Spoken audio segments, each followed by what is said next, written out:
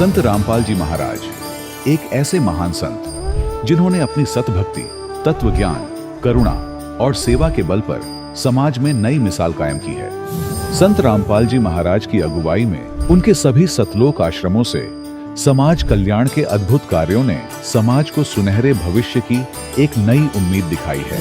संत रामपाल जी महाराज से नाम दीक्षा लेने के बाद लाखों लोगों की लाइलाज बीमारियां जैसे कैंसर, एड्स आदि ठीक हुई।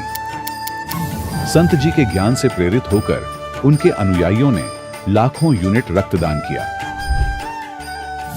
संत जी ने लाखों बहन बेटियों का दहेज मुक्त विवाह करवाया।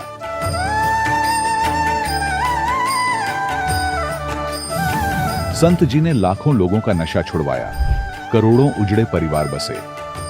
संत जी के आश्रमों में समागम के दौरान निःशुल्क नेत्र चिकित्सा, दंत चिकित्सा प्रदान की जाती है।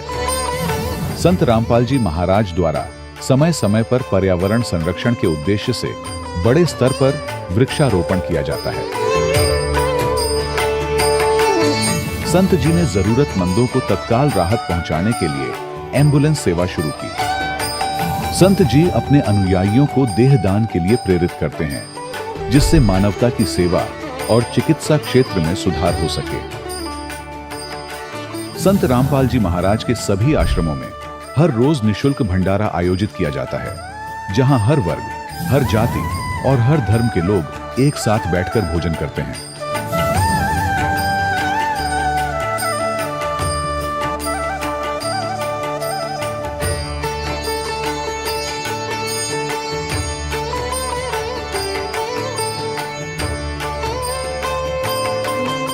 संत रामपाल जी महाराज की अन्नपूर्णा मुहिम ने गरीब और बेसहारा लोगों के जीवन में एक नई ऊर्जा और उम्मीद को जन्म दिया है। घर घर खाद्य सामग्री और जरूरी मदद पहुंचाकर संत रामपाल जी महाराज ने लोगों को दुख और मजबूरी से लड़ने की ताकत प्रदान की है।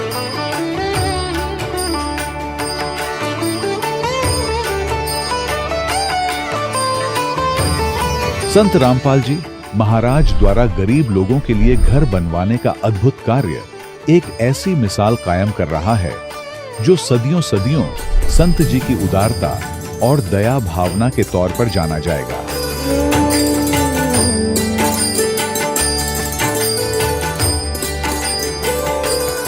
संत रामपाल जी महाराज के आश्रम में हजारों बुजुर्गों को सम्मान और प्यार के साथ जीवन जीने का अवसर मिलता है।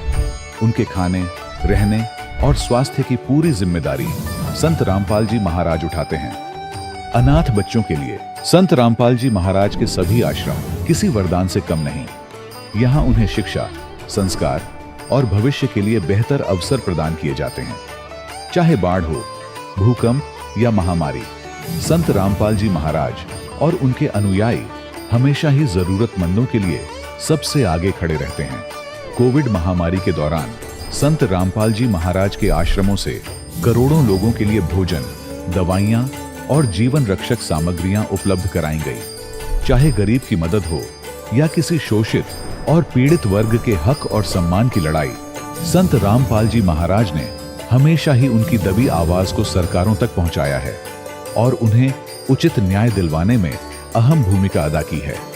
समाज में आध्यात्मिक और सामाजिक मूल्यों के प्रति जागरूकता लाने में संत रामपाल जी महाराज हर कदम पर मानवता के सच्चे सेवक साबित हुए हैं। संत रामपाल जी महाराज का जीवन हमें सिखाता है कि सच्ची सेवा वही है जो निस्वार्थ भाव से की जाए। आइए हम भी इस महान सेवा के कार्य में इस महान संत से जुड़ें और संत रामपाल जी महाराज से नाम दीक्षा लेकर अपने जीवन को धन्य बनाएं।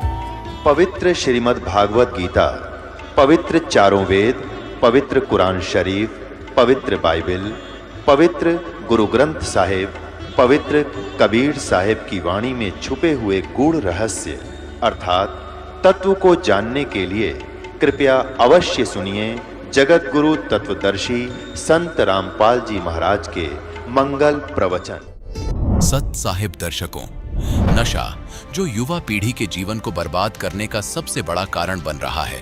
हर व्यक्ति को यह पता होता है कि नशा हमारे जीवन के लिए घातक है, परंतु उसे छोड़ नहीं पाते। ऐसे ही एक व्यक्ति हैं रुद्रपुर उत्तराखंड के रहने वाले राजीव कुमार जी, जो स्वयं पेशे से डॉक्टर होते हुए भी नशे की बुरी लत को नहीं छोड़ पा रहे थे, ये जानते हुए भी कि नशा उनके स्वास्थ्य के लिए हानिकारक है। तो दर्शकों, आइए सुनते हैं कैसे एक डॉक्टर ने नशे को अलविदा कहा और सत भक्ति की राह अपनाई। नमस्कार सर। नमस्कार जी। सर, क्या नाम है आपका? मेरा नाम राजीव कुमार पाल है। राजीव जी, आप कहाँ से हैं? मैं रुद्रपुर उत्तराखंड का रहने वाला हूँ। राजीव जी, संत रामपाल जी महाराज से नाम दीक्षा आपने कब ली? मैंने संत रामपाल जी महाराज से नाम दीक्षा सन 2013 में ली। राजीव जी, क्या काम करते हैं आप? मैं एक प्राइवेट हॉस्पिटल में जॉब करता हूँ, इमरजेंसी डॉक्टर के पद पे। राजीव जी, संत रामपाल जी महाराज से नाम दीक्षा लेने से पहले आप क्या भक्ति साधनाएं करते थे? जी हाँ, जो हमारे परिवार में पारंपरिक भक्ति साधनाएं होती थी, सभी देवताओं की भक्ति होती थी, वही मैं भी करता था जी। व्रत रखता था, और जो भी परिवार में पुरानी से हमारी परंपराएं चली आ रही थी, वही भक्ति साधना हम भी करते थे जी। राजीव जी, क्या कारण बना कि आप संत रामपाल जी महाराज की शरण में आए? संत रामपाल जी महाराज की शरण में आने के लिए हमारा कारण ये बना कि सबसे पहले हमारे घर में मम्मी जी ने नाम उपदेश लिया संत रामपाल जी महाराज से। मैं बहुत ज़्यादा नशा करता था, दारू का, सिगरेट का। सिगरेट के दिन में तो 2-2, 3-3, 4-4 डिब्बियाँ पार हो जाती थी। जैसे सुबह उठना तो मेरे को एक सिगरेट चाहिए, तभी मैं जाकर के फ्रेश हो पाऊँगा। दारू की सुबह की दुकान खुलती थी 10 बजे, तो दारू पीना स्टार्ट कर देता था। जब तक दुकान बंद नहीं होती थी, रात के 12 बजे तक। मैं लखनऊ में स्टडी कर रहा था, उस टाइम पर भी रात के 12 बजे तक पीना हमारा स्टार्ट रहता था। जब कभी हमें कोई भी नशा मिल जाए, शराब का कोई भी ब्रांड मिल जाए, जब कभी गांव में चले जाते थे तो अगर नहीं मिलती थी तो देसी भी मिल जाती थी, वो भी मैं पीना स्टार्ट कर देता था। सिगरेट में मिला के हमारे दोस्तों ने हमें चरस वगैरह भी पिलाना स्टार्ट कर दिया था, हम वो भी पीने लगे थे। और नशा, कोई भी नशा हमसे छूटा नहीं था। हम हर तरीके से नशे से आदी हो गए थे और हमारा घर परिवार बहुत ज़्यादा परेशान रहता था। नशा करने के बाद में मैं घर में लड़ाइयाँ झगड़ा करने लगता था। हम अपनी पत्नी को मारना कूटना, गाली गलौज करना, हर रिश्तेदारों से उल्टा सीधा बोलना स्टार्ट कर देते थे।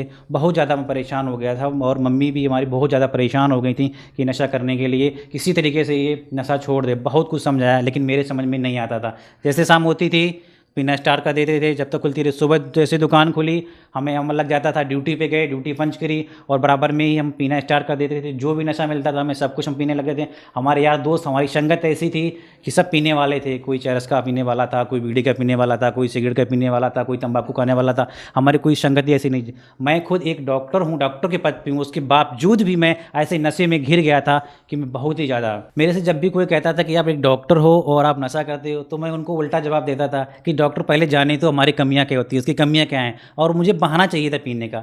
तो फिर क्या है, मम्मी ने मेरे को बहुत कोशिश की छुड़ाने की। फिर उन्होंने कहा, एक पुस्तक दी मेरे को, ज्ञान गंगा, कि इस ज्ञान गंगा पुस्तक को पढ़िएगा, इससे आपका नशा छूट सकता है। तो मैं आपको क्या बताऊं कि जब मैं पुस्तक लेकर के आया, तो जब पुस्तक भी पढ़ता था तो मैं पहले पैक लगाता था, सिगरेट पीता था, सिगरेट पीते हुए भी मैं पुस्तक पढ़ता था। मैं इतना ज़्यादा गलत संगत में था, लेकिन मैं पुस्तक पढ़ता था। तो कभी पहले मन नहीं हुआ अरे कहाँ पढ़ने, कहाँ है संगत में जाने की, अभी हमारी उम्र कहाँ है सब करने की। भक्ति मैं कहता मम्मी तुम ही करो, अभी हमारी उम्र नहीं है, अभी खेलने खालने की उम्र है, खाने पीने की उम्र है, जो बुढ़ापे में देखा जाएगा, अभी सब करने गए।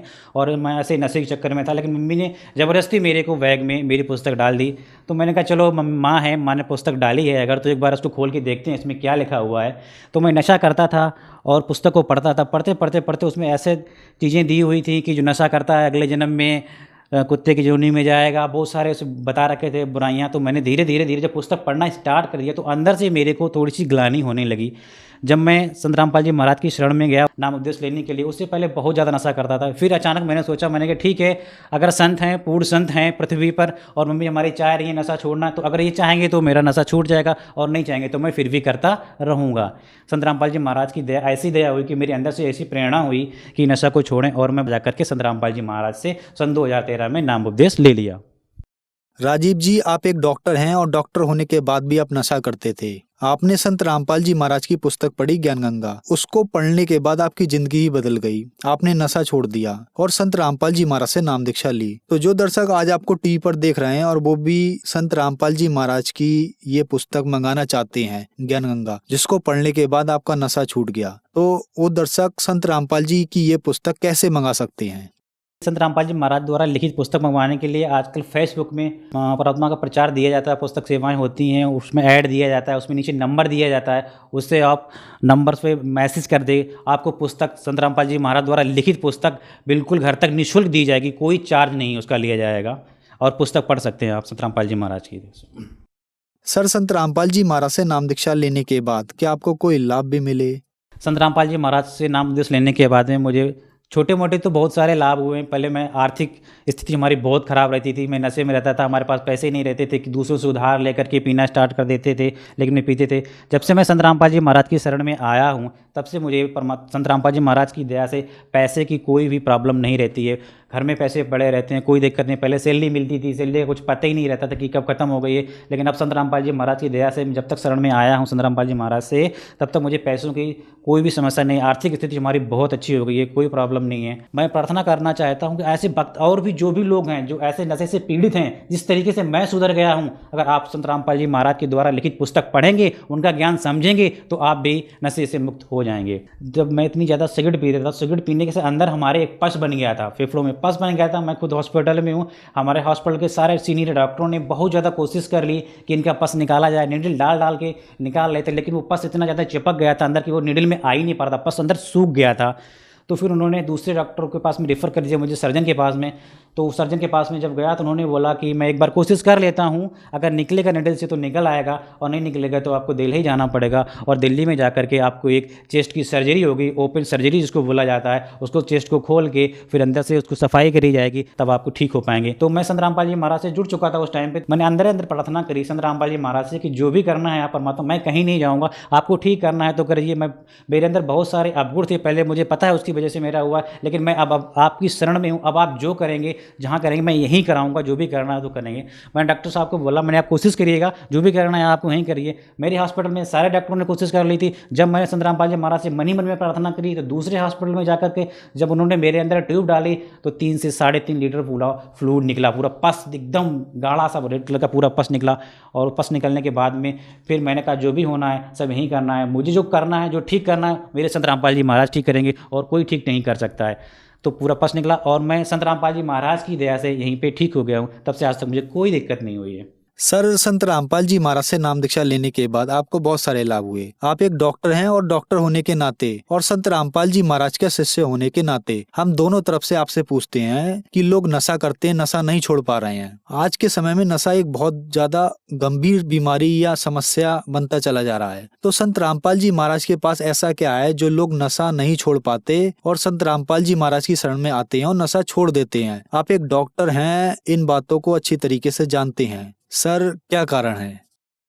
संत रामपाल जी महाराज की शरण में आने के बाद संत रामपाल जी महाराज हमको जो साधना बताते हैं, जो भक्ति साधना बताते हैं, शास्त्र अनुकूल बताते हैं, और जो हमें जो मंत्र देते हैं, तो उन मंत्रों में इतनी शक्ति है कि वो ऑटोमेटिक सारे नशे छूट सकते हैं। अभी तक क्या थे, हम लोग जो साधना करते थे शास्त्र विरुद्ध साधना करते थे, जिससे हमें कोई लाभ नहीं होता था। अब क्या है, संत रामपाल जी महाराज की शरण में आने के बाद में जो हमको वो मंत्र देते हैं और जो भक्ति साधना बताते हैं, वो शास्त्र अनुकूल साधना बताते हैं। शास्त्र अनुकूल साधना करने से, मंत्रों का जाप करने से, मर्यादा में रहने से आपके सारे नशे छूट जाएंगे। सर, संत रामपाल जी महाराज से बहुत सारे लाखों श्रद्धालुओं ने नाम दीक्षा ली और वो श्रद्धालु ऐसे थे जिनको डॉक्टर्स और मेडिकल साइंस ने मना कर दिया था कि वह अब ठीक नहीं हो सकते, उनकी जिंदगी अब ज्यादा नहीं है, आप घर जाइए। उनके पास प्रमाण के तौर पर रिपोर्ट भी हैं और वो लोग संत रामपाल जी महाराज के पास गए और संत रामपाल जी महाराज ने उनकी लाइलाज बीमारी भी ठीक कर दी। सर, आप एक डॉक्टर हैं, डॉक्टर होने के नाते आप इस चीज को कैसे समझते हैं? ये कैसे संभव हो रहा है? ये संभव ऐसे हो रहा है कि हम लोग डॉक्टर हैं और डॉक्टर होने के नाते मैं आपसे बताना चाहता हूँ कि एक डॉक्टर होता है वो भी परमात्मा का नाम लेता है, वो भी भगवान का नाम लेता है कि हे भगवान, मैं जो सर्जरी कर रहा हूँ उसमें हमारी हेल्प करो और जो मैं सर्जरी कर रहा हूँ वो सक्सेसफुल हो। क्योंकि अब आपको समझना चाहिए, एक डॉक्टर भी भगवान के ऊपर डिपेंड है। जहाँ डॉक्टरी खत्म हो जाती है वहाँ भगवान पर भरोसा स्टार्ट हो जाता है। तो भगवान क्या नहीं कर सकता? भगवान तो सब कुछ कर सकता है, पूर्ण परमात्मा तो सब कुछ कर सकता है। और इस समय में पूर्ण परमात्मा के रूप में संत रामपाल जी महाराज धरती पे आए हुए हैं। मैं सभी लोगों से प्रार्थना करना चाहता हूँ, हाथ जोड़ से विनती करना चाहता हूँ, एक बार उनका ज्ञान जरूर समझें। समझ में आए तो ठीक है, एक बार समझने की कोशिश तो करिए, जानिए तो वो कहना क्या चाह रहे हैं, हम आज तक क्यों नहीं समझ पाए हैं जो अभी तक लिखा हुआ था। संत रामपाल जी महाराज की कोई भी एक चीज़ मौखिक नहीं है, जो भी बताते हैं हर चीज़ प्रमाण सहित बताते हैं। एक एक चीज़ के लिए 5-5, 6-6, 10-10 प्रमाण देते हैं और हमारे सदग्रंथों में सब चीज़ें लिखी हुई हैं, तो आज तक हमारे समझ में क्यों नहीं आ रही हैं। मैं सबसे विनती करना चाहता हूँ, एक बार आप सुनिए, जो कह रहे हैं क्या वो सही है कि नहीं है। आप एक बार शरण में आइए, आने के लिए आप विनती कर रहा हूँ, मैं आपसे बार बार हाथ जोड़ के प्रार्थना कर रहा हूँ। जो हमारे जैसे बहुत सारे लोग हैं जो आज नशे से पीड़ित हैं और सुधरना चाहते हैं, तो एक बार संत रामपाल जी महाराज का सत्संग जरूर सुने और ज्ञानगंगा पुस्तक एक बार जरूर पढ़ें। जिस तरीके से मेरे को लाभ हुआ है उनको भी लाभ होगा, अगर भक्ति करेंगे, मर्यादा में रहेंगे, शास्त्र अनुसार का करेंगे तो। डॉक्टर राजीव जी, लाखों दर्शक आज आपको देख रहे हैं, जो लोग कैंसर से पीड़ित हैं, बहुत सारी लाइलाज बीमारियां हैं, उनसे पीड़ित हैं, उनके लिए आप क्या कहना चाहेंगे? अगर वे अपनी बीमारियां ठीक कराना चाहते हैं तो कैसे करा सकते हैं? उनसे मैं एक ही चीज़ कहना चाहता हूँ कि एक बार संत रामपाल जी महाराज का सत्संग सुने, ज्ञानगंगा पुस्तक मंगाएं, जीने की राह पुस्तक मंगाएं, उसको पढ़ें और पढ़ने के बाद में एक बार संत रामपाल जी महाराज से जरूर जुड़े। अगर संत रामपाल जी महाराज से जुड़ोगे तो कैंसर क्या, कैंसर का बाप भी ठीक होगा। सर, अगर कोई श्रद्धालु संत रामपाल जी महाराज से नाम दीक्षा लेना चाहता है तो कैसे ले सकता है? जो भी श्रद्धालु संत रामपाल जी महाराज से नाम दीक्षा लेना चाहता है तो कई सारे टीवी चैनलों पे सत्संग आता है। संत रामपाल जी महाराज की दया से सत्संग के नीचे एक पट्टी चलती है, उस पट्टी पे नंबर दिए होते हैं। उस नंबरों पे देख के जो बंदा जहाँ का लोकल का रहने वाला है, आज संत रामपाल जी महाराज की दया से हर जिले में नामदान केंद्र बने हुए हैं, उसके नंबर नीचे चलते हैं, उन नंबरों पर कॉल करके वहाँ से जाकर के नाम उद्देश्य ले सकता है और अपना मोक्ष करा सकता है। धन्यवाद सर। नमस्कार सर। दर्शकों, अभी आपने सुने संत रामपाल जी महाराज से दीक्षा प्राप्त करके सुखी हुए भक्त के अनुभव। अब देखिए जगत गुरु तत्वदर्शी संत रामपाल जी महाराज के मंगल प्रवचन। इसके आधार से किसी को विष्णु जी के लोक में कुछ दिन जाना पड़ेगा, वहां पर पुण्य खत्म करोगे, फिर वहां से पुण्य खत्म होते ही आपको ब्रह्मा जी के लोक में भेज देंगे, वहां देवता बन करोगे, फिर विष्णु जी के लोक में, फिर शिव जी के लोक में, अपनी सारी पूंजी नाश करके और फिर नरक लोक में। तो वहां जब धर्मदास जी को परमात्मा धर्मराज के दरबार में धमका रहे थे कि मेरे भूले चूके हंस को भी तो पकड़िए मत कजाक, खबरदार मेरे हंस को तूने, जिसने न्यू कह दिया कि मैं कबीर साहब का उपदेश ले रखा था, आपको पता ही होगा वो कौन सा नाम जाप कर रहा है, उसकी भक्ति से पता लग जाएगा, तो उसको पकड़ना नहीं। फिर धर्मराज क्या कहते हैं, बोले पुरुष कबीर से धर्मराय कर जोड़े, तुमरे हंस को पकड़ू नहीं मन 2 लाख करोड़े। बोला जी आपके हंस न मैं नहीं पकड़ सकता, मैंने दोहाई है, लाख करोड़ दोहाई। फिर क्या बताता, अपनी व्यवस्था, अपनी मजबूरी बता रहा है कि यहाँ का विधान है, जैसा कर्म जिसने किया है वो भोगना पड़ेगा। अब मेरे वो कागजों में होगा, तो यहाँ तो परमात्मा इस लिखत का हिसाब चलता है, जैसने जैसा कर्म किया वो भोगना पड़ेगा। आपकी शरण माने से पहले उस प्राणी ने जो आपसे बिछुड़ गया, उसके पाप भी होंगे पुण्य भी होंगे, तो मुझे तो दोनों का ही दंड देना पड़ेगा। तो परमात्मा क्या कहते हैं, मदहारी जारी नरा और भांग तमाकू खाई। यानी पहले कितनी गलती कर रखी है इसने, मद आहारी शराब पीने वाले, यानी और भी बहुत सी गलतियां जो कर दी हों, तमाकू भांग खाते हों और पर्दा राग पर घर तकें, दूसरे की पत्नी में पूरी नीयत रखते हैं, दूसरे के घर को तकते हैं, यानी चोरी दाव लगाते हैं, उनको पकड़ूं के नहीं।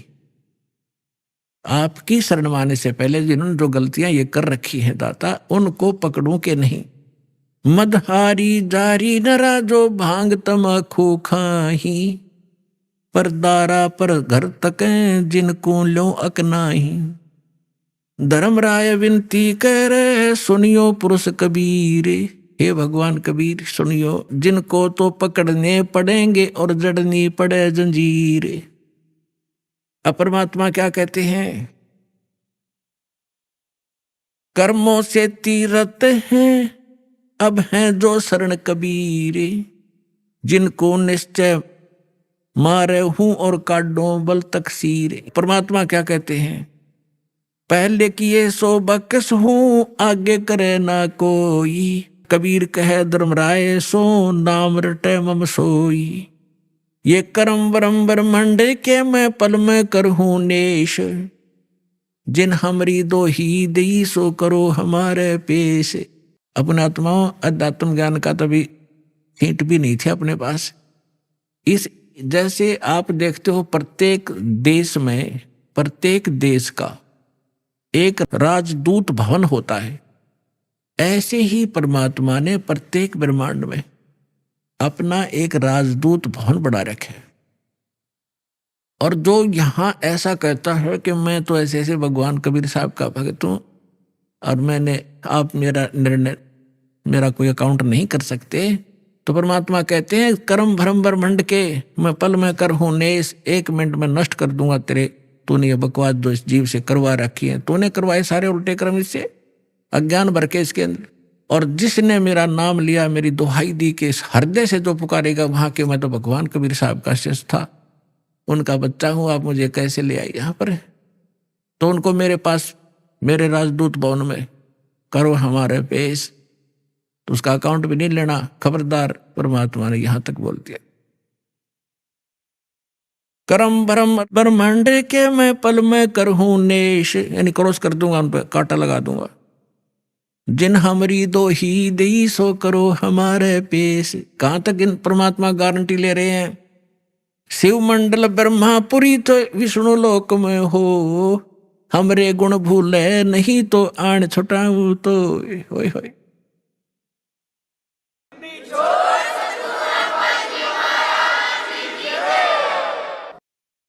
पुणात्माओं, आप ऐसे समर्थ की शरण में आगे हो,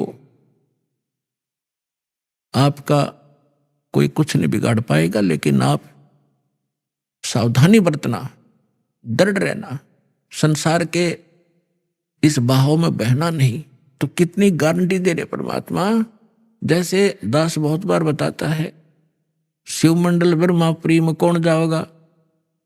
वो भोला जाएगा जिसने 1-2 वर्ष 4 वर्ष या नाम लेकर सारी साधना कर ली, वो उसका पुण्य इकट्ठा हो गया प्रत्येक मंत्रों का। अब वो फिर उसको काल कैसे ठगेगा? विष्णु लोक में जाएगा, विष्णु जी के मंत्र आपको दिए जाते हैं, इतना गजब का मंत्र है। एक का मंत्र का घना लाभ रहता है, 108 डेली करते हो, तो वहां जाके विष्णु के लोक में आपका अलग से व्यवस्था की जाएगी। इतने धनी हो गए आप इस मंत्र से। और विष्णु के लोक में देवता बन जाओगे, रेस्ट हाउस में, वहां रेस्टोरेंट बना रखा है जैसे स्वर्ग के, इसका वहां रहोगे और जेब कटेगी आपकी। और आपका वहां ये गुण याद आ जाए कि हम तो गलती कर गए, हमने तो पूंजी अपनी खराब नहीं करनी थी, हमने तो इस सतलोक जाना था, या गलती बन गई। कहते वहां भी अगर हृदय से पुकारेगा 2 व्यक्ति, जो गुरुद्रोही ना हुआ हो, गुरुद्रोही वो होता है नाम भी छोड़ जा और गुरु जी की निंदा करता अंडे जगह जगह घूमे, वो उसका तो नाश परमानेंट हो गया, वो तो खत्म सदा के लिए, कभी मनुष्य जीवन भी नहीं पाएगा आगे से, बहुत युगों तक। और जो वैसे अनजानपने में या गफलत काल करवाई देता कोई ना कोई, वो व्यक्ति, और वहां जाके इस ज्ञान से उसको जरूर आभास होगा कि हमने तो वहां जाना था और यहां हम के बन गए। पुण्यात्माओं, आप देखना, मन की बकवाद है चाहे आप प्रधानमंत्री बन जाइयो, फिर भी आत्मा भूखी नजर आओगी आपको कि कोई और वस्तु और है जो इसे हटकर भी चाहिए हमें। तो वहां जाकर के वो आभास होगा कि हमने तो वहां जाना था और ये तो हमने ये सुविधाएं तो प्राप्त नहीं करनी थी, ये तो हमारा नाश हो रहा।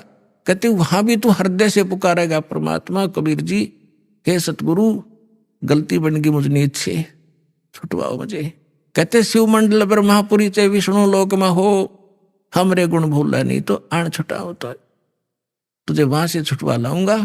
और फिर पुनः जैसे ही भक्ति युग चल रहा होगा तो पुनर्जन्म दिवा देंगे, और भक्ति युग समाप्त होने के बाद तो फिर बात गड़बड़ हो जाती है उसको भी। लेकिन जैसे फिर भी मालिक ने छुटा लिया, कहाँ रखेंगे? राजदूत भवन में रखेंगे, और वहां आपकी पूंजी को नाश नहीं होने देंगे, क्योंकि वहां भगवान के दरबार का, भगवान से फ्री सारा वस्तु मिलेगी आपको। लेकिन फिर आपको पुनः फिर जन्म दे देना पड़ेगा, क्योंकि मोक्ष तो यहीं से होगा। तो फिर नए सिरे तो भक्ति करोगे, गुरु के प्रति श्रद्धा रखोगे, ये सारी मर्यादा रखोगे, तो काम बहुत बढ़ गया। फिर आप पृथ्वी पर जन्म दिया जाएगा तो आपके अंदर वही तीनों गुणों का दबाव होगा। आपके साथ इतने गजब के पुण्य होगे, आप पूरी पृथ्वी के राजा बन जाओगे। राजा बनोगे, फिर भगवान आएंगे, समझाएंगे, रे क्या कर रहा है, ये रास्ता ठीक नहीं, तो को नहीं सुनोगे आप। हमने धक्के खाते आ रहे, तो इतना संग जन्म हो गया, हमने भटकता नहीं, हम सुनते नहीं भगवान की। पाप को सुनाने का तरीका दाता ने यूं अपनाया कि कलयुग में यूं कति पूंजी हीन होलेगा, भक्ति इसकी रह को ना, इसकी दुर्गति शुरू होगी। और यूं सब जगह धक्के खा लेगा। जिन पूजाओं को श्रेष्ठ मानता था और जिन भगवानों को समर्थ मान रहा था, वहां भी इनको सहारा नहीं मिलेगा। फिर मेरे पास आएंगे तो यहाँ तो मालिक है, समर्थ है, आते सुख भी दूंगा, इनकी बुद्धि ठिकाना होगी, हाँ भगवान है तो यहाँ है। और फिर इनको मंत्र सुनाऊंगा, इनको फिर से चार्ज करूंगा। लेकिन पुण्यात्मा, वो समय घना बढ़ा दिया आपने, तो यह गलती इब का ना करियो। नाम लो, दृढ़ रहो और भक्ति करो, कल्याण करवाओ।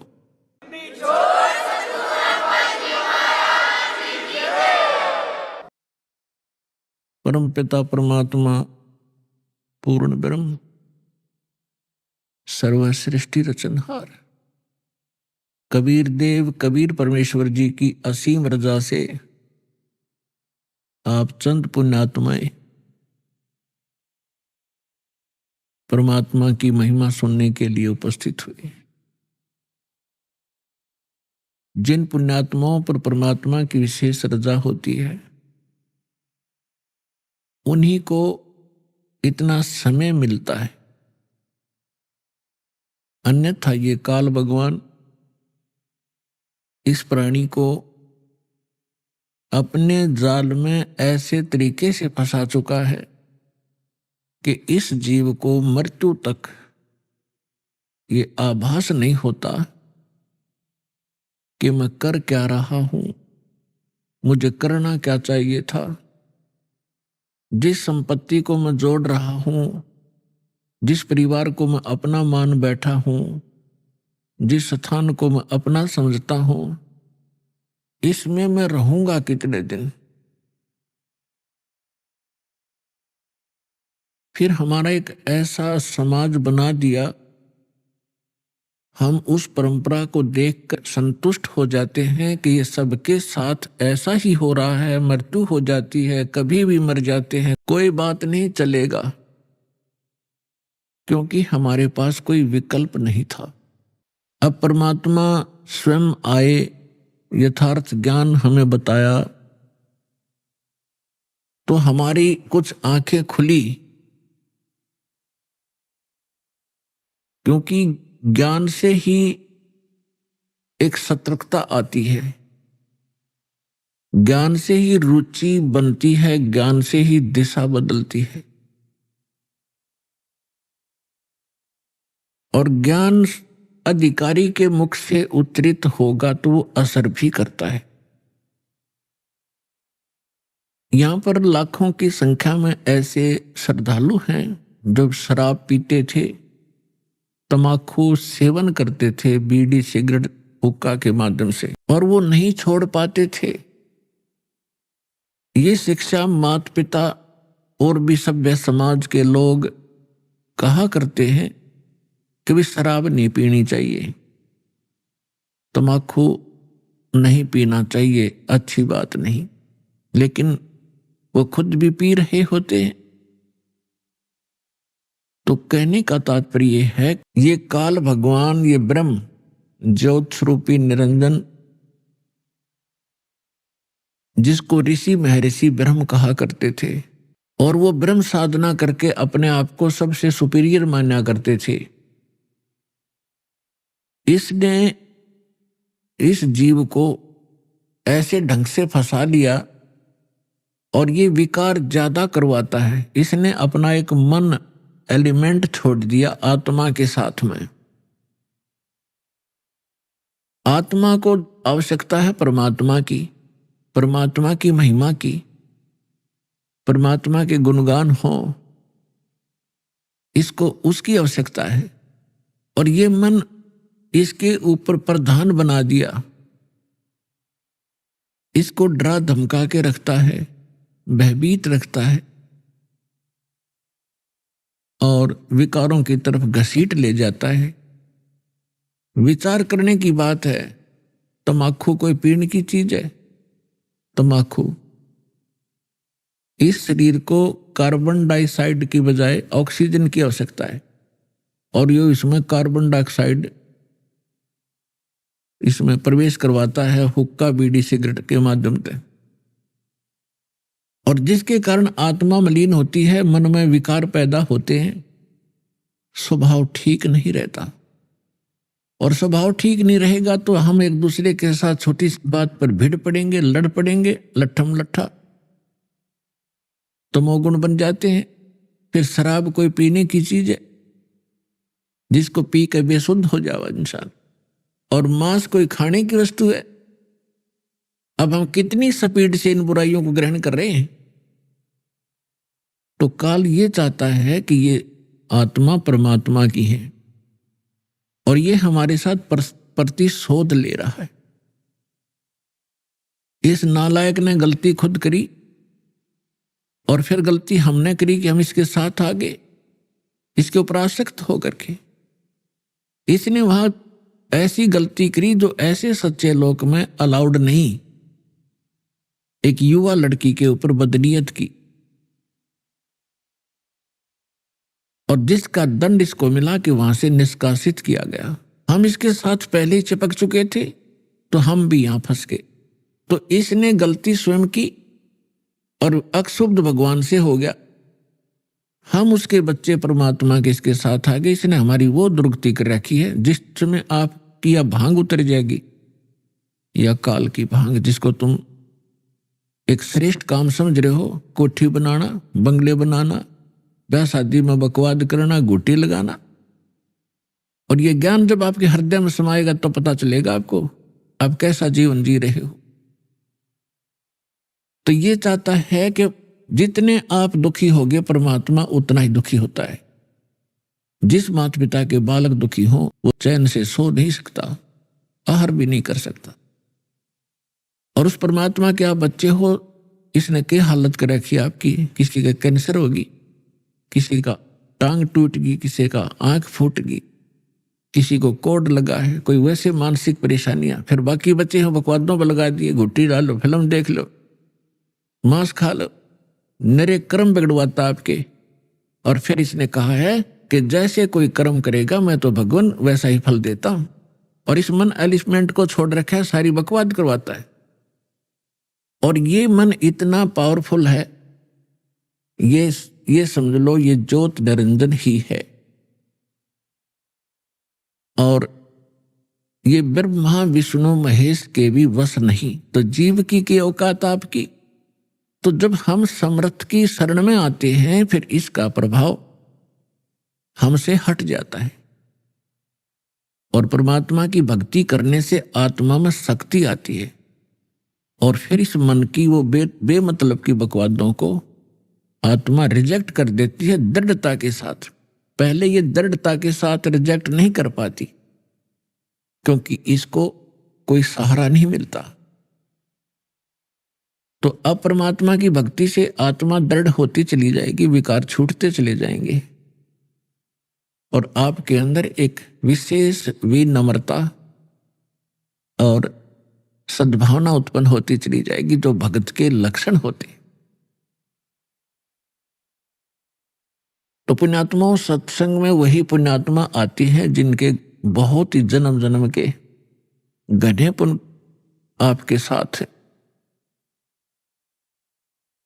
इस काल भगवान ने ऐसी व्यवस्था कर रखी है, आजीवन मर जाता है 2 रोटी के लिए इस पेट के जोड़ जुगाड़ में, और 100 साल बर्बाद करके प्राणी चला जाता है, ये पूरा नहीं होता। और परमात्मा ही हमारे साथ हो गया तो फिर इस रोटी का रोड़ा नहीं रहेगा, ये 2 रोटी का झगड़ा या खत्म हो जाएगा आपका। और फिर शरीर में कष्ट है, आने वाले जो प्रारब्ध आपकी किस्मत के अंदर लिखे हुए जो आने हैं संकट, और वो भी टल जाएंगे।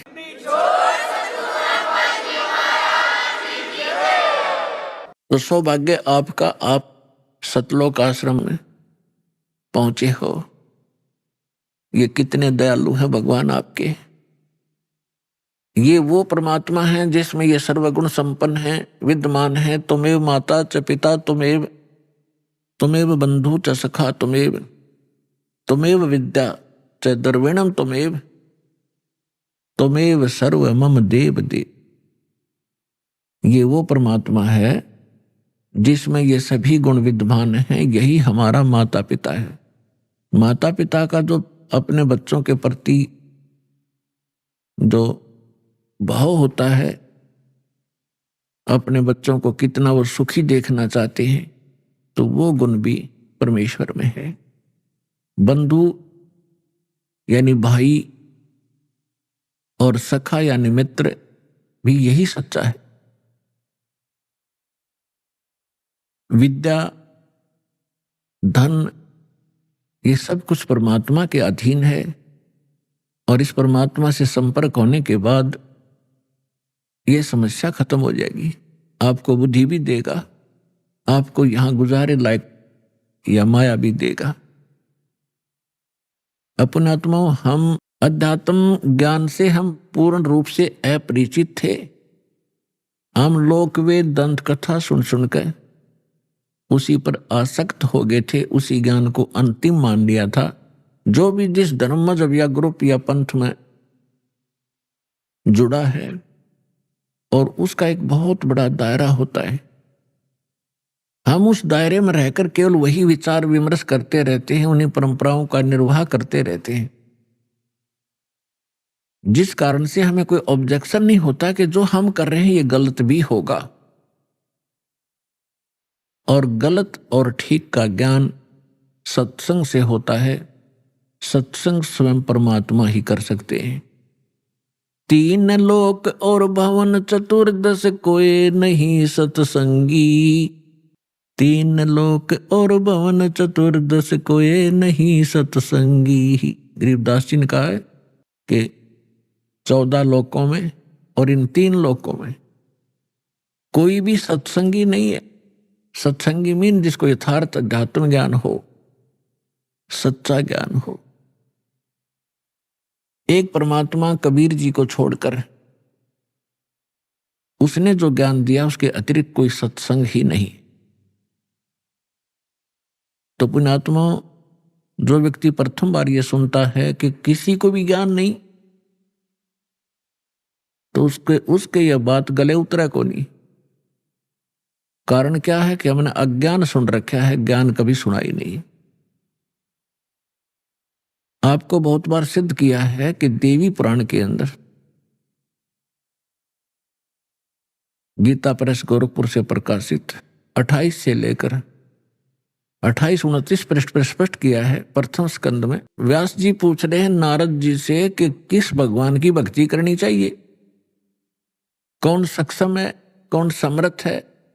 तो नारद जी कह रहे हैं कि एक समय मेरे पिता ब्रह्मा जी को यह देखकर बड़ा आश्चर्य हुआ कि भगवान विष्णु जी समाधि लगाए बैठे थे। ब्रह्मा जी ने पूछा कि हे देवेश्वर, सारी सृष्टि के पालक, आप किसकी भक्ति करते? तो विष्णु जी ने कहा कि मैं दुर्गा की भक्ति करता हूं, देवी की। अरे इससे ऊपर मैं किसी को भगवान नहीं मानता, मैंने पता ही नहीं। मेरे लिए ये फाइनल गॉड है देवी, मैं इसकी भक्ति करता हूं। फिर 7वें स्कंद में देवी 562 पृष्ठ पर हिमालय राजा को ज्ञान देते समय श्री देवी जी कहती है कि राजन, तू और सब बातों को छोड़ दे, एक ब्रह्म की पूजा करो। ब्रह्म ज्योत निरंजन काल 21 ब्रह्मांड का जो मालिक है, उसका ओम नाम है। ओम नाम के जाप से तुम ब्रह्मलोक में चले जाओगे। वो ब्रह्मलोक में रहता है, वो ब्रह्म। गीता ज्ञान दाता ये ब्रह्म है, और श्री कृष्ण जी में प्रवेश करके ये गीता का ज्ञान दे रहा है। 8वें अध्याय के 13वें श्लोक में स्वयं कहता है ओम इति एकाक्षरम ब्रह्म विवहारण माम अनुस्मरण। ये प्रयाति तजंदेहम सयाति परमाम गतिम। मुझ ब्रह्म का एक ओम मंत्र है, उच्चारण करके सिमरण करता हुआ ये प्रयाति तजंदेहम, जो शरीर छोड़कर जाता है, सयाति परमाम गति, वो ओम से मिलने वाली परम गति को प्राप्त होता है। 8वें अध्याय के 16वें श्लोक में कहा कि ब्रह्मलोक में गए हुए प्राणी भी पुनरावृत्ति में उनकी जन्म मृत्यु होती है। गीता अध्याय नंबर 2 के श्लोक 12 में, गीता अध्याय नंबर 4 के श्लोक 5 और 9 में, गीता अध्याय नंबर 10 के श्लोक नंबर 2 में गीता ज्ञानदाता कहता है, अर्जुन तेरे और मेरे बहुत जन्म हो चुके, तू नहीं जानता, मैं जानता। इससे सिद्ध है कि ब्रह्म भी नाशवान है। गीता अध्याय नंबर 18 के श्लोक नंबर 62 में, गीता अध्याय नंबर 15 के श्लोक नंबर 1 से 4 में गीता ज्ञानदाता कहता है कि संसार रूपी वृक्ष, ये उल्टा लटका हुआ पीपल का वृक्ष समझो, ऊपर को जो जड़ है वो तो पूर्ण परमात्मा है, परम अक्षर ब्रह्म है, और अन्य इसके जो नीचे को शाखाएं हैं, जो संत इन सभी विभागों को बता देगा संसार रूपी वृक्ष की, सवेदवित वो तत्वदर्शी संत है। उसके पश्चात परमेश्वर के उस परम पद की खोज करनी चाहिए। तत्वदर्शी संत के मिलने के उपरांत तत्व ज्ञान रूपी इस शस्त्र से अज्ञान को काट के, यानी इसको अच्छी तरह समझ कर उसके पश्चात परमेश्वर के उस परम पद की खोज करनी चाहिए, जहां जाने के बाद साधक फिर लौटकर कभी संसार में नहीं आते। 18वें अध्याय के 62वें श्लोक में कहा कि अर्जुन तू सर्वभाव से उस परमेश्वर की शरण में जा, उसकी कृपा से तू परम शांति को और सनातन परम धाम यानी शाश्वत स्थान अमर लोक को प्राप्त होगा, जहां जाने के बाद साधक फिर लौटकर कभी संसार में नहीं आते, उनकी जन्म मृत्यु नहीं होती। तो पुण्यात्माओं, इसे सिद्ध हो गया कि ना ब्रह्मा को ज्ञान, ना नारद को ज्ञान, ना व्यास को ज्ञान। व्यास जी इज द राइटर ऑफ 4 वेद, 18 पुराण, श्रीमद् भगवत गीता, इन सब का राइटर है, लेकिन उसको स्वयं नहीं पता कि परमात्मा कौन है। विष्णु जी को नहीं मालूम, वो दुर्गा को सर्वश्रेष्ठ मानता है, और दुर्गा जी कहती है ब्रह्म की पूजा करो, ब्रह्म कहता है परम अक्षर ब्रह्म की पूजा करो। तो ये ज्ञान परमेश्वर देता है, और इससे सिद्ध हो जाता है 3 लोक और भवन चतुर्दश कोई नहीं सत्संगी। उस सत्संग को सुनाने के लिए परमेश्वर आते हैं। परमात्मा 4 युगों में आते हैं। पुण्यात्माओं, आज तक आप श्रद्धालु हो, भगवान के लिए लगे हुए हो, परमात्मा की भक्ति भी करते थे, रामायण महाभारत की कथाएं भी सुनने में रुचि खूब रखते थे, लेकिन वो अज्ञानी गुरु, वो संत मंडलेश्वर आचार्य, शंकराचार्य, ब्राह्मण हमारे को लोक वेद सुनाया करते थे। वो सत्यनारायण कथा सुनाया करते थे श्री विष्णु जी को आधार मानकर।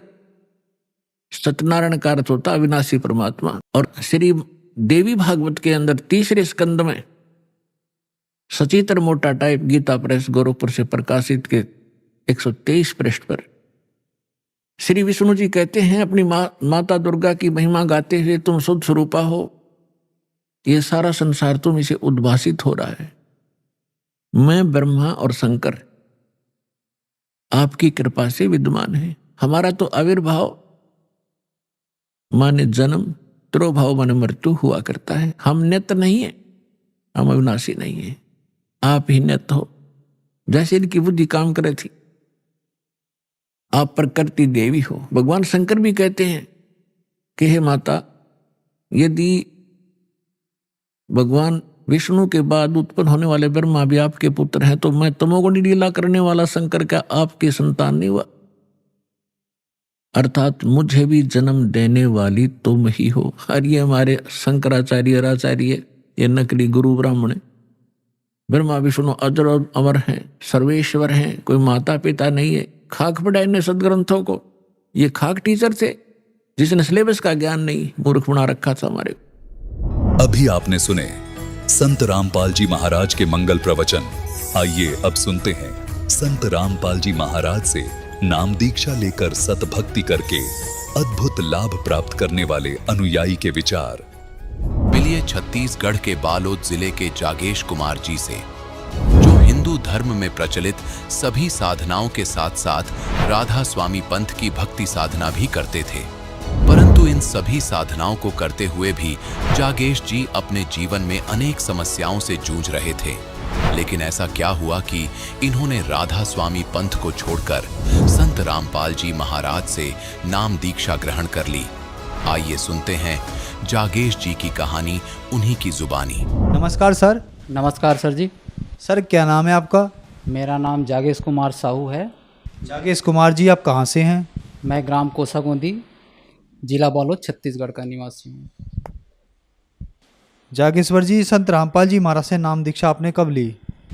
संत रामपाल जी महाराज से नाम उपदेश मैंने 14/10/2014 को दिया भगत जी। संत रामपाल जी महाराज से नाम दीक्षा लेने से पहले आप क्या भक्ति साधनाएं करते थे? सर, संत रामपाल जी महाराज से नाम उपदेश लेने के पहले मैं हिंदू धर्म में होने के कारण जितने भी परंपरागत जो पूजाएं साधनाएं चलती है हिंदू धर्म में, वो सभी पूजाएं साधनाएं करता था। और साथ ही साथ मेरे जो मम्मी पापा हैं वो राधा स्वामी पंथ से उपदेश लिए थे, तो बचपन से ही मैं उसके सत्संगों में जाता था, उसके सत्संग सुनता था, ये सब किया करता था। तो फिर संत रामपाल जी महाराज की शरण में आप कैसे आए? इसको मैं विस्तार से बताना चाहूँगा सर। जैसे कि मैं राधा स्वामी पंथ के सत्संगों में आता जाता था अपने मम्मी पापा के माध्यम से। नाम उपदेश तो नहीं लिया था वहाँ से, लेकिन मेरे मन में परमात्मा पाने की चाह थी, एक कसक थी कि वो परमात्मा है कौन, उसको हम कैसे पा सकते हैं, वो रहता कहाँ है ना भाई। वहाँ पे जाते थे तो उनके सत्संगों में बताया जाता था कि परमात्मा निराकार है। वो वहाँ पे बूंद आत्मा ऐसे मिल जाती है कि जैसे एक बूंद समुंदर में मिल जाता है, निराकार बताया जाता है, कोई आकार नहीं बताया जाता। मेरे मन में ये प्रश्न था कि वो परमात्मा वास्तव में है कैसा, उसको वो उसकी पाने की विधि क्या है, ये मेरे मन में कसक रहती थी। इसी कारण मैं दास मैसन का काम करता है, राज मिस्त्री का काम करता है। काम करके आने के बाद में मैं खाना खाने के बाद में जितने भी संतों महात्माओं हैं उसकी सत्संग मैं टीवी चैनल में देखता रहता था कि कहीं से भी ये अच्छी सी कोई मिल जाए। हालांकि राधा स्वामी सत्संगों में जाता था, फिर भी मेरे मन में वो परमात्मा का एक निष्कर्ष नहीं निकल रहा था कि वास्तव में ये परमात्मा है कौन। कहते हैं सबका मालिक एक है, लेकिन वो है कौन, ये मेरे मन में एक बहुत बड़ा प्रश्न रहता था। तो सत्संग देखता था टीवी चैनल में। एक दिन टीवी चैनल बदलते बदलते चैनल लग गया और उस संत का तो मैं नाम नहीं जानता था पहले। वो राधा स्वामी पंथ के बारे में ही बता रहे थे। वो राधा स्वामी पंथ के सार वचन वार्तिक के वो जो उसमें उंगली रख कर बता रहे थे कि राधा स्वामी पंथ के संत ये बता रहे हैं, ऐसा ऐसा लिखा है। मैं उसको देखा, मैं एकदम खुश हो गया कि देखिए, मैं अपने मम्मी पापा को बताने लगा कि देखिए एक संत आए हैं माँ, जो बता रहे हैं कि राधा स्वामी पंथ के पुस्तक को दिखला रहे हैं, आओ देखो। मैं उसको बुलाने लगा, मैं इतना खुश हो गया कि एक राधा स्वामी पंथ के वो संत के पुस्तक को दिखला रहे हैं। मैं देखता रहा। उसके बाद में उसमें बोले कि राधा स्वामी पंथ में जितने भी साधना कर रहे हैं ये सब काल के नाम जाप कर रहे हैं, है ना, और इसकी भक्ति विधि सही नहीं है। इसके जो राधा स्वामी पंथ के जो प्रवर्तक है वो भूत बने। ये सुनकर मेरे दिमाग एक धक्का लगा कि यार ऐसे कैसे हो सकते हैं। और मैं संत रामपाल जी महाराज को मैं ये कहा कि यार इसको कौन संत बना दिया, है ना भाई, कि किसी भी संत कुछ भी बता रहा है उसको ऐसे कैसे बोल सकते हैं, ये अपने हिसाब से बताना चाहिए। सब संत महात्मा अपने अपने हिसाब से बताते हैं, ये कैसे बोल दिया। ऐसा करके मैं चैनल बंद कर दिया। फिर मेरे मन में वो जो संत रामपाल जी महाराज के जो सत्संग सुना था वो दिमाग में चलता रहा। मैं दिन भर काम करते करते सोचता रहा कि ये वास्तव में ऐसा क्यों बोल रहे हैं। मैं दूसरे दिन फिर चैनल ऑन किया, उसी समय फिर देखा तो उस दिन पर संत रामपाल जी महाराज देवी भागवत को दिखला रहे थे। उसको देखा तो ठीक लगा, देखता रहा। एक दिन फिर उसी समय आया, फिर बता रहे थे राधा स्वामी पंथ के बारे में। मैं उस दिन ठान के बैठा था कि आज मैं देखूंगा कि ये संत आखिर ये क्यों कह रहे हैं। कहीं ना कहीं इसके पीछे कुछ तो वजह होगी। अगर आखिर कोई संत किसी को ऐसा क्यों कहेंगे। तो देखता रहा। जब देखा सर कि शुरू से लेकर अंत तक के बताया, पूरा प्रमाण के साथ बताया, सभी संतों महात्माओं की वाणियों से मिलान करके बताया, तब मैं अपने कलेजों को पकड़ के बैठ गया भगत जी, और मेरे आँख से आंसू नहीं थमा। हे मालिक, आप यहाँ बैठे हैं, आप यहाँ बैठे हैं परमात्मा, मैं आपको कहाँ कहाँ नहीं खोज रहा था मालिक, आप तो यहाँ बैठे हैं परमात्मा। मैं अपने आप को रोक नहीं पाया, मैं कुर्सी पे बैठे बैठे संत रामपाल जी महाराज का सत्संग सुनते रहा, और उसमें मेरे को पूर्ण रूप से प्रमाण के साथ गुरु जी ने सत्संग में विस्तार से बताया, और मैं अपने आप को रोक नहीं पाया। और मैं 14/10/2014 को संत रामपाल जी महाराज की शरण में जाकर नाम उपदेश लिया सर। सर, जैसे कि संत रामपाल जी महाराज से जो भी श्रद्धालु नाम दीक्षा लेते हैं तो उनको लाभ तो ज़रूर होते हैं, तो क्या आपको भी कुछ ऐसा लाभ हुई?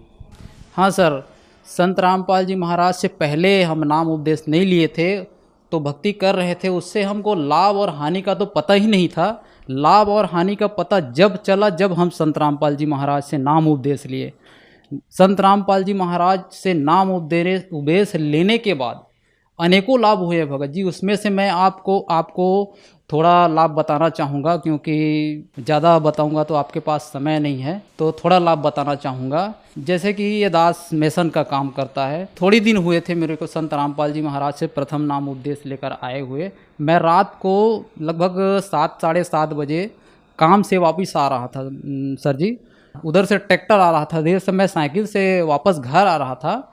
ट्रैक्टर में एक लाइट जल रही थी, उसकी जो हेडलाइट है, एक लाइट बंद थी, एक लाइट जल रही थी, और इधर से मैं जा रहा था। मैं समझा कि वो मोटरसाइकिल आ रहा होगा।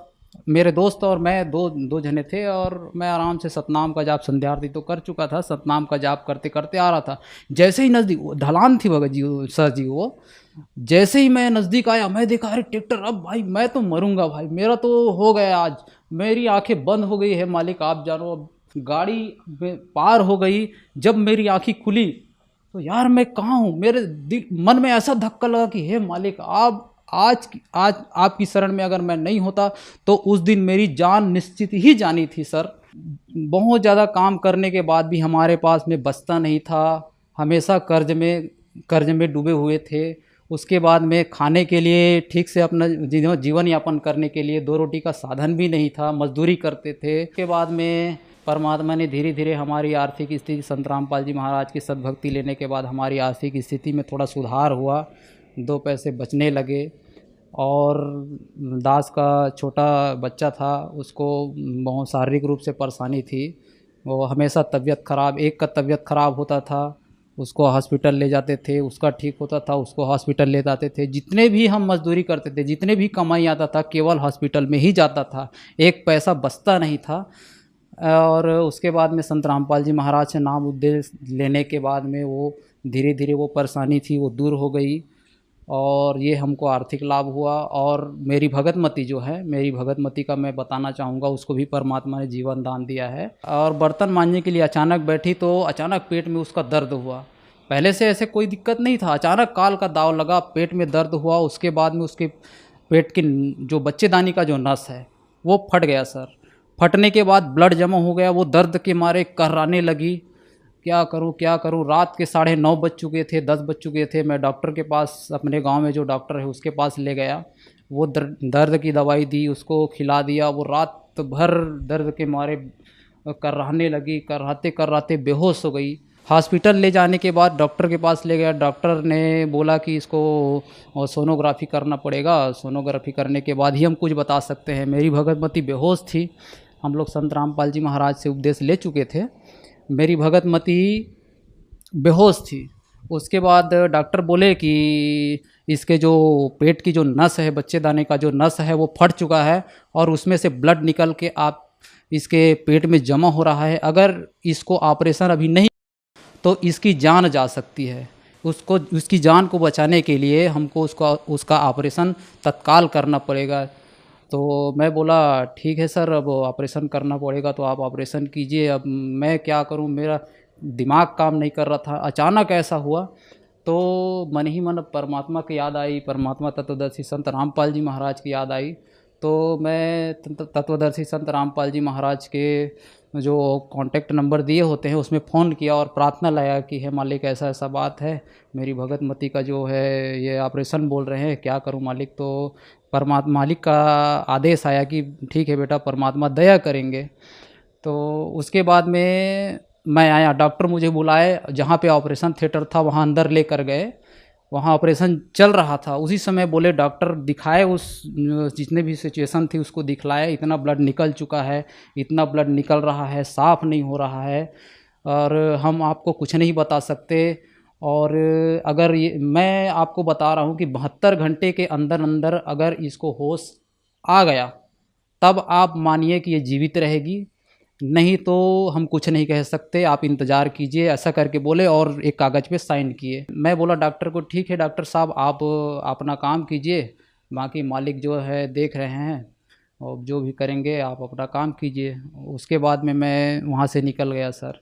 उसके बाद में डॉक्टर अब आईसीयू में रखे थे, हमको मिलने नहीं दिया जा रहा था, हम बाहर में बैठे थे। तो 72 घंटे तक इंतज़ार करने के लिए अब मेरे को तो ये नहीं था कि वो बचेगी, ऐसा नहीं था। उस दिन तो उसकी मृत्यु होनी थी। संत रामपाल जी महाराज के बाद प्रार्थना लगाए, संत रामपाल जी महाराज का आदेश आया कि ठीक है बेटा, परमात्मा दया करेंगे, और इंतज़ार किए। उसके बाद जो डॉक्टर हमको 72 घंटे का समय दिया था, मालिक की संत रामपाल जी महाराज की दया से वो केवल 8 घंटे में ही उसको होश आ गया और आज वो पूर्ण रूप से स्वस्थ है, जीवित है।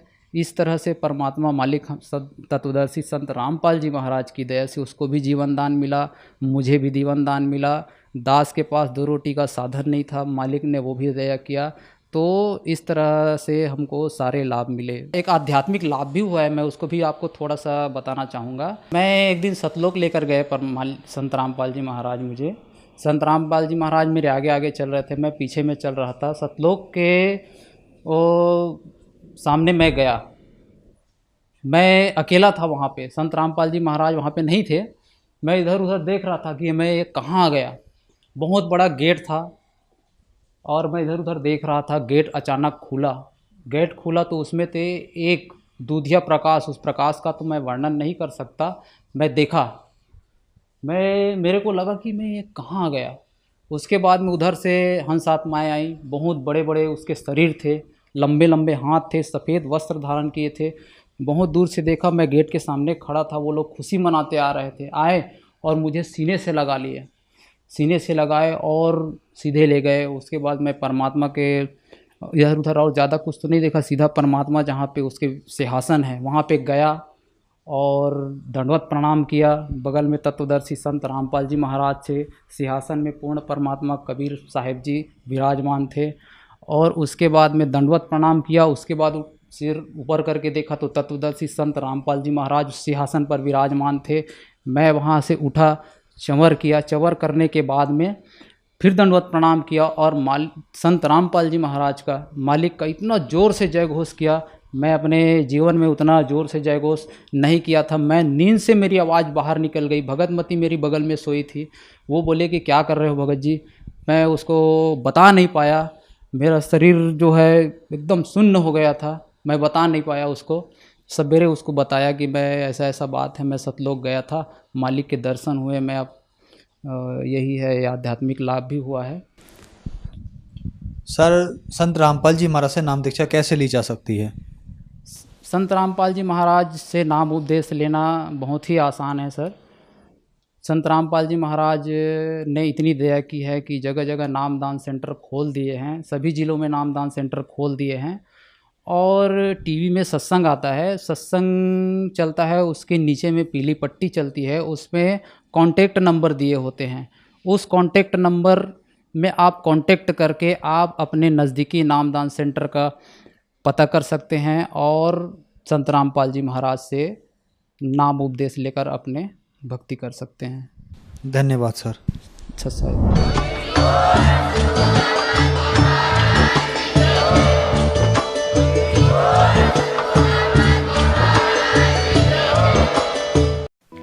आप सुन रहे थे जगत गुरु तत्वदर्शी संत रामपाल जी महाराज के मंगल प्रवचन। अधिक जानकारी के लिए संपर्क करें।